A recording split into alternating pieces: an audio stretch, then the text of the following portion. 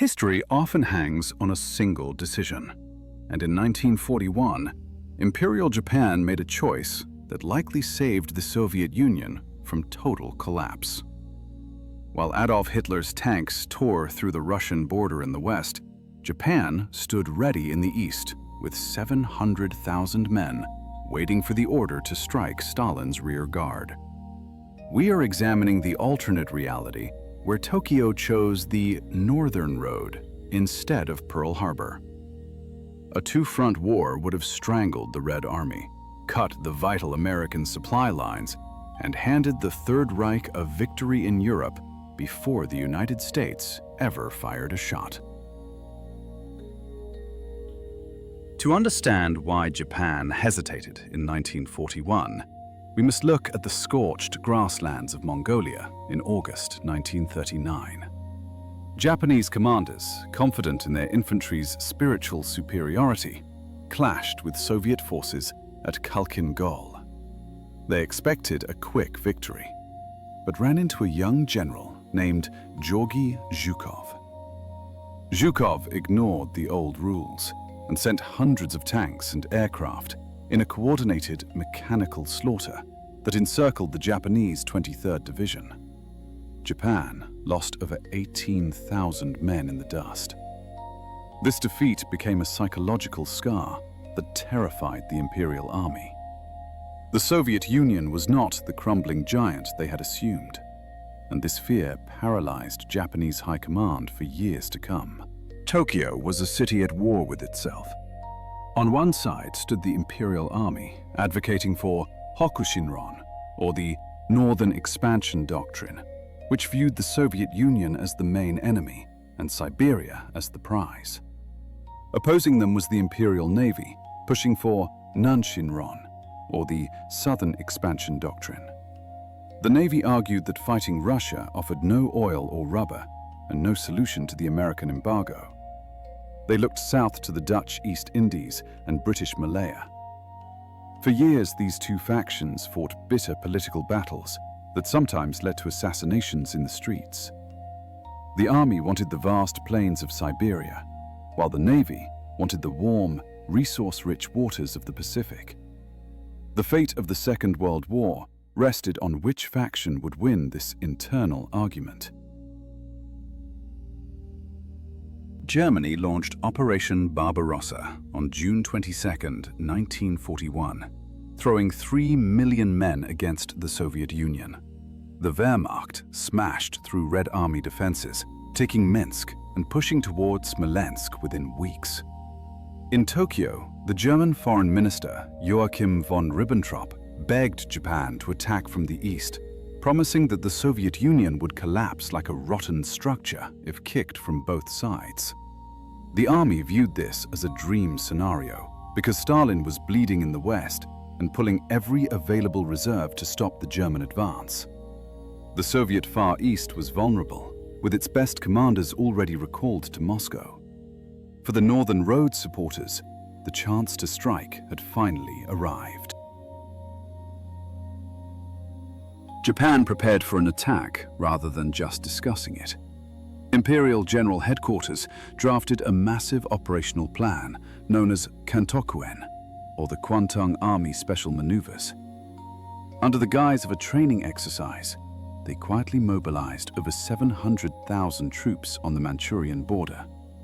They gathered thousands of horses while stockpiling ammunition and preparing to sever the Trans-Siberian Railway.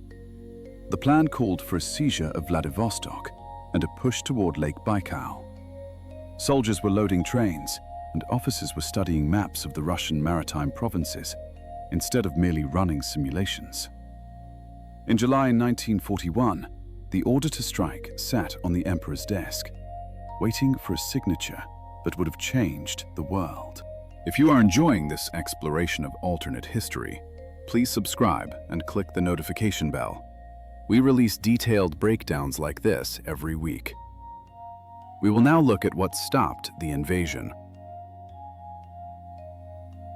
While the Japanese army debated, a German journalist named Richard Sorge was drinking in Tokyo bars and charming Nazi diplomats. Sorge was actually a Soviet master spy who infiltrated the German embassy and gathered intelligence that no one else could access. In late 1941, he sent a message to Moscow that changed the course of the war, stating that Japan had decided not to attack the Soviet Union and chose instead to strike south against the Americans. This intelligence gave Stalin the confidence to strip the far eastern borders of their defenses. Stalin would have kept those armies in the east without Sorge's warning, waiting for an attack that never came. We can assume a scenario where Japan ignores the oil problem and executes Kantokuen in August 1941. The initial strike would be devastating, as Japanese forces poured across the Amur River and cut the Trans-Siberian Railway at multiple points. This railway was the main artery of the Soviet Union and the only connector between the resource-rich East and the industrial West. Isolated Soviet garrisons in Vladivostok would be surrounded by the Japanese Navy from the sea and the army from the land. The terrain favored defensive fighting, unlike the open plains of Khalkhin Gol, but the heavy pressure of a two-front assault would stretch the Red Army to its breaking point. Communication lines would go dead, and Moscow would suddenly find itself blind to half its empire. The immediate impact would hit the factories rather than the battlefield. By 1942, nearly 50% of all American Lend-Lease supplies to the USSR arrived via the Pacific route to Vladivostok. Japan let these Soviet-flagged ships pass in our timeline because they were technically neutral. The Japanese Navy sinks every freighter flying a Soviet flag in this alternate scenario. Millions of tons of trucks and aluminum and explosives and food would never reach the Eastern Front. The Red Army loses its mobility without American Studebaker trucks, and the Soviet population faces starvation without American food. Closing the Pacific route chokes the Soviet war machine, just as it tries to hold back the German tide. The Wehrmacht stood within sight of the Kremlin spires in the freezing December of 1941. Fresh divisions from the Far East arrived just in time to launch the counteroffensive that saved Moscow in reality. Those troops are pinned down, fighting the Japanese 5,000 miles away in this alternate timeline. Zhukov has no reserves to call upon, so he must defend the capital with battered, exhausted units that have been retreating for 6 months. The line breaks when the Germans make their final push, and Moscow falls. The Soviets might fight on from the Urals, but the loss of their capital and rail hub would be a catastrophic blow to morale and command structure. The invasion would not be easy for Japan. The Japanese army would face the same enemy that stopped Napoleon and Hitler as autumn turned to winter. Japanese equipment was notoriously poor in sub-zero conditions, where their bolt-action rifles jammed and their tanks lacked heaters. Their logistics relied heavily on horses that would freeze to death on the Siberian taiga. The Red Army was expert in winter warfare and would turn the forests into a trap for the invaders. The Japanese advance would likely stall within a few hundred miles and bog down into a miserable stalemate, where frostbite claimed more casualties than bullets.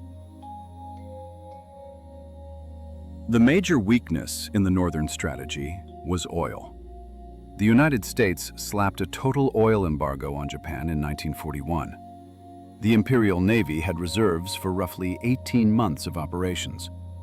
Siberia had oil potential, but drilling and refining it would take years they did not have. Japan secures 0 new fuel sources by attacking Russia. Their battleships and tanks burn through finite reserves every day the war drags on. The Japanese war machine would run dry 6 months into the Siberian campaign. They would be stranded in the Russian snow, victorious on the map, but immobile in reality. President Franklin Roosevelt faces a difficult political situation if Japan attacks Russia instead of Pearl Harbor. The American public wanted no part of a foreign war, and saving a communist regime was difficult to justify to voters. Roosevelt might not get his declaration of war in 1941 without the direct attack on Hawaii. The United States would likely increase Lend-Lease to Britain, but the Pacific Fleet would remain at anchor. This delay helps Germany significantly. The Axis powers secure the Mediterranean and the Middle East oil fields without American troops landing in North Africa in 1942. The war in Europe drags on for years longer and potentially ends in a negotiated peace rather than unconditional surrender. The Northern Road leads Japan to a slower and more painful defeat. They gain nothing but frozen wasteland, even if they help Germany take Moscow. Their economy collapses from the lack of resources by 1942. The British and Dutch still control the oil in the south, and the United States would eventually intervene as Japanese aggression continued. Japan would be fighting a land war in Asia with no fuel, instead of fighting a naval war across the vast Pacific. Their fleet would rust in port, useless without oil. The geopolitical map of 1945 would look completely different. A collapsed Soviet Union means no Iron Curtain, but perhaps a Nazi-dominated Europe, stretching from the Atlantic to the Urals. Japan would likely be stripped of its empire earlier, and perhaps partitioned by Western powers, rather than between the US and Soviets. China might never have turned communist in 1949 without Soviet support. The Cold War, as we know it, would not exist, and might be replaced by a standoff between a nuclear-armed United States and a nuclear-armed Germany. The world would be darker and more volatile. The decision to abandon the invasion of the Soviet Union was a key moment of World War II. It allowed the Red Army to survive its darkest hour and eventually march into Berlin. Japan's choice to strike south brought America into the war and determined the fate of the Axis powers. History is decided not by the battles that are fought, but by the ones that are not. Japan inadvertently saved the very enemy they hated most by choosing the Pacific over Siberia. This shows that strategy matters more than brute strength in war. If you found this breakdown interesting, make sure to subscribe and turn on notifications so you don't miss our next look into history's greatest questions.